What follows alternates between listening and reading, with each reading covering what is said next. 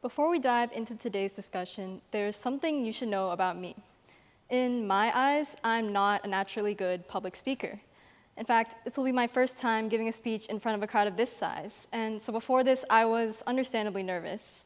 I kept thinking to myself, what if my speech isn't good enough? What if I forget all my lines, or I trip and fall off the stage?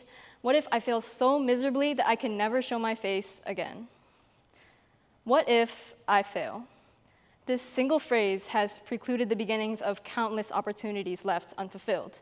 It has paralyzed many from ever starting something they've always wanted to, simply because they were too afraid to fail. But what if there was a way to harness this fear, to let it work for you instead of against you? To be afraid is to be human. This quote would suggest that there is simply no such thing as a life without fear. However, this is not necessarily a bad thing. Fear is not something we should be afraid of. In fact, it has the potential to be our greatest motivator. Our stresses can be transformed into inspiration, our anxieties reshaped as initiative, our fear made into fuel. And with this fuel, we have the power to realize our areas of growth, take action, and make significant steps in self-improvement that wouldn't have been possible without fear.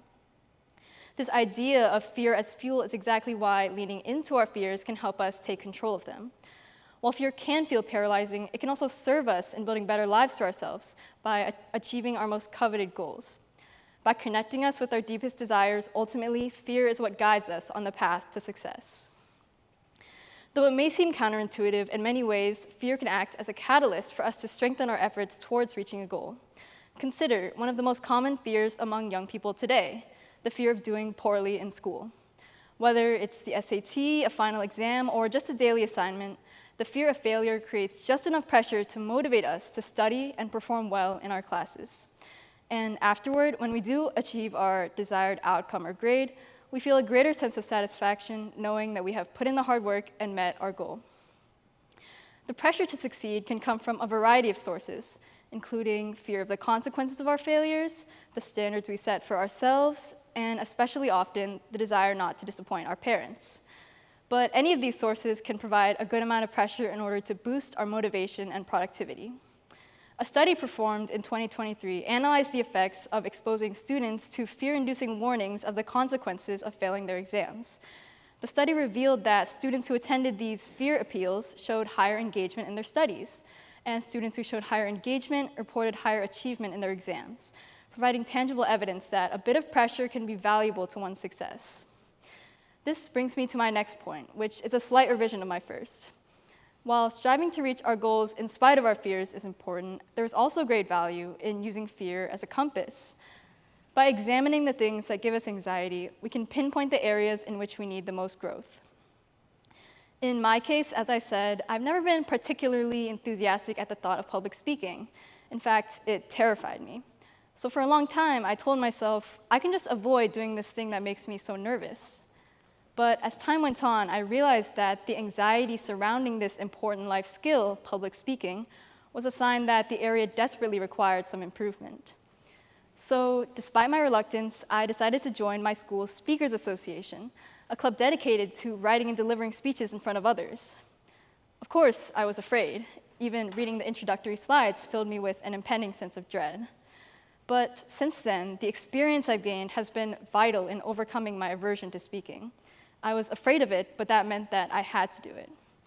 And it is for this reason that we must do things because we are afraid of them.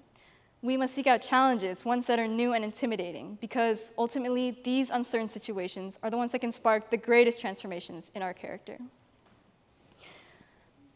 However, tackling these challenges isn't always as easy as we think.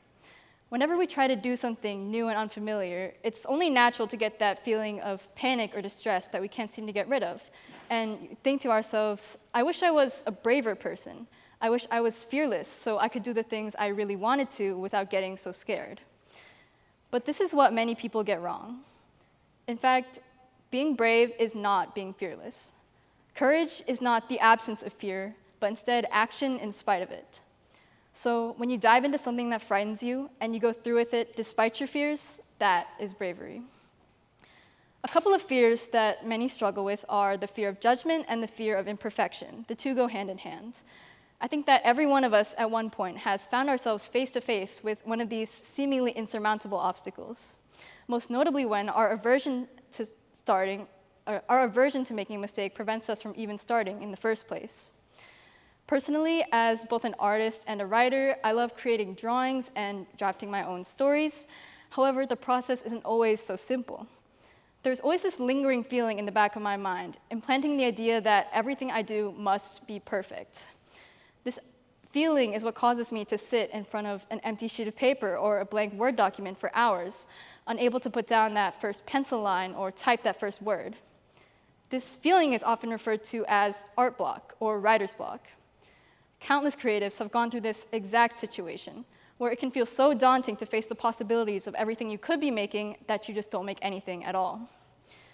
It is important to recognize that these obstacles stem from a fear of creating something that isn't precisely perfect, that is, anything even slightly below our internalized expectations. This is where pushing past our fears is most crucial. By simply creating, without feeling pressured to make something perfect on the first try, we give ourselves the chance to begin, without succumbing to the fear of the unknown. To create art is to conquer the fear of judgment or imperfection. To be creative is to be brave. So next time, don't be afraid to pick up that pencil. Ultimately, it is undeniable that fear is a natural and inevitable part of being human. And often the reason it exists in the first place is to keep us safe.